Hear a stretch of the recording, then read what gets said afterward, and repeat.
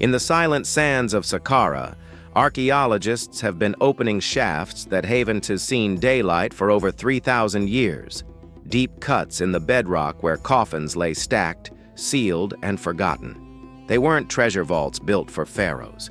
They were time capsules for the people who powered an empire. Priests, administrators, artisans, Memphis's elite of the New Kingdom. What they took into the ground wasn't just gold, it was information. In paint, in linen, in bone. And when we look with modern tools, the picture that emerges rewrites how the New Kingdom lived, died, and imagined forever. Saqqara has always been a book of Egypt's afterlife, but this chapter has been sealed until now. South of Cairo, the necropolis of Saqqara stretches across the desert like a library of stone. It's where Djoser's step pyramid launched monumental architecture in the Old Kingdom, and it stayed active for millennia. In the New Kingdom, when Memphis thrived as a capital, Saqqara became the city of the dead for its living engine. High officials who ran temples and supply chains, scribes who balanced accounts, craftspeople who produced luxury for palaces and gods. The pharaohs took their royal burials to Thebes, but their state relied on people who chose Saqqara for eternity. For centuries, their stories remained underground, until shafts, 10 or 12 meters deep, began yielding coffins so pristine their paint still glows. Down those shafts, wooden sarcophagi appear in tiers, lids painted with eyes to watch the rising sun, faces modeled to meet Osiris, grids of hieroglyphs marching down the planks. The variety hits you first. Some coffins are lavish, covered in tight, clean hieroglyphic columns and saturated color, wealth talking. Others are simpler, still careful, but clearly made by workshops working to a budget. The inscriptions map identities, names, titles, and the formulas that fueled a safe crossing. Many coffins carry excerpts from spells we call the Book of the Dead. Not a single book, but a toolkit of guidance, tailored line by line. Where you see Ptah Sokar Osiris, the Memphite fusion of craftsman god, underworld lord, and rebirth, you hear Saqqara's local theology speaking. The coffins themselves become data points, who these people were, which gods mattered here, and how workshops standardized salvation for clients across a social scale. But the most extraordinary thing in these shafts isn't on the surface. It's inside the wrappings. With CT scanning, researchers can unwrap mummies digitally, layer by layer, without touching a thread.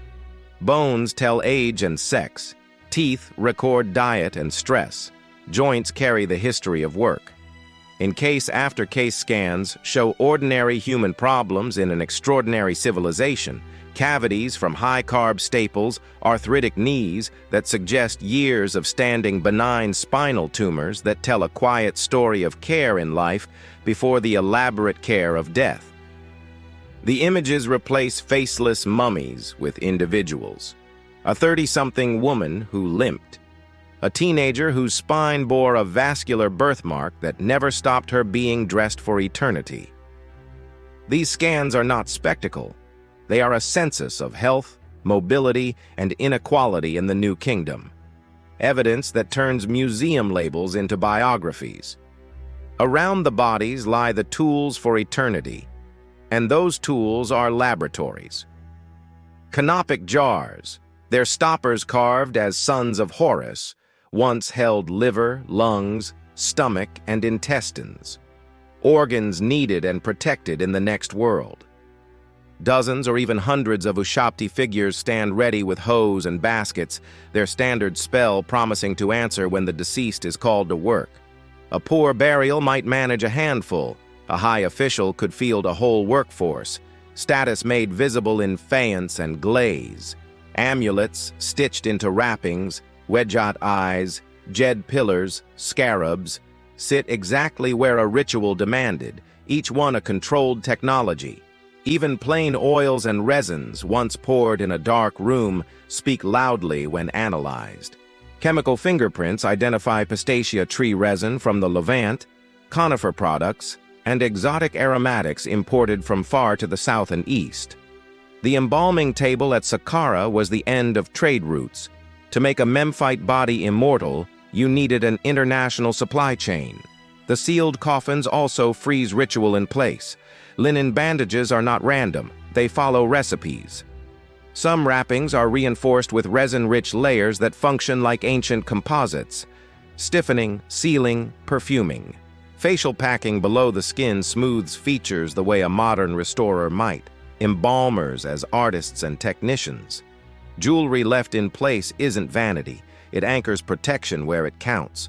Heart scarabs over the chest, finger rings that carry divine names on hands folded in a forever pose.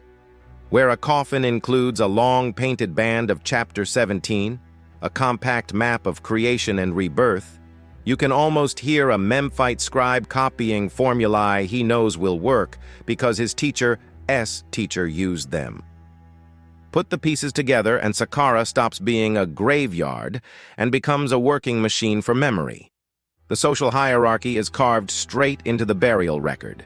Titles on coffins, overseer of the granaries, chantress of Ptah, tie people to the bureaucratic heart of Memphis. Quality escalates with rank, but so does ritual thoroughness. In one shaft, you might see a tight cluster of mid-level officials whose coffins share a workshop's hand, same palette, same column spacing, subtle variations in icon. In another, a single elite burial dominates the space with an expanded kit of amulets, more ushabti, and a coffin surface so densely written it reads like a contract with the gods. Compare that to the royal valley of the kings, and a pattern emerges. Kings outsource eternity to high art monumentality. Memphis elites by reliability, correct texts, competent craft, and the right materials deployed with precision. There's also logistics in these burials, quiet but crucial. Coffins don't arrive in the desert by magic. The wood is already a story. Imported timbers when local acacia won't do, planed and joined by carpenters who learned the old ways. Pigments and binders depend on quarrying and chemistry.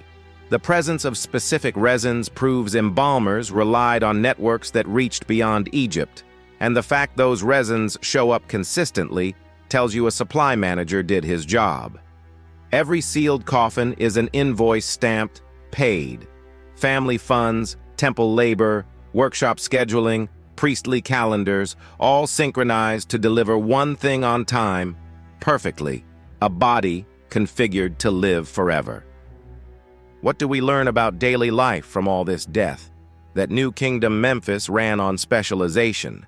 Scribes who knew spells and accounts, embalmers who knew anatomy and chemistry, artisans who could mass-produce protection without stripping it of meaning. We learned that families invested in memory the way we invest in education or healthcare, stretching budgets for an extra ushabti set, a better coffin hand, the deluxe resin mix. We learned that belief was not abstract, it was procedural. A good burial wasn't a tea about how loudly you praised the gods, but how well you followed instructions. And the instructions, standardized and portable, could be purchased, scaled, and delivered. A marketplace for immortality. Most of all, the sealed shafts proved that the New Kingdom wasn't a golden age only for kings. It was a golden age of systems. The same state that moved grain, stone, and soldiers also moved ideas about salvation, from scribal schools to neighborhood workshops to desert tombs. Stand at the mouth of a Saqqara shaft and you can feel the city above it. Markets where resins changed hands, studios where faces were painted onto lids that looked back like mirrors, offices where priests scheduled opening of the mouth rites, kitchens where funerary feasts were baked and brewed. The desert preserves the end point, but every object points upstream, back into a living Memphis. We haven't read every page. For all the coffins opened in recent campaigns, more shafts stretch unexcavated under the sand.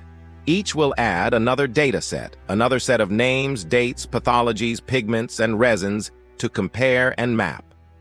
That's how the story tightens. Coffin by coffin, scan by scan, inscription by inscription.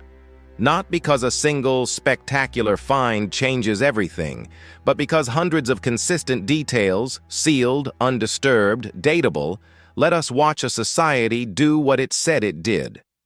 The people of Memphis promised their dead safe passage and permanent identity.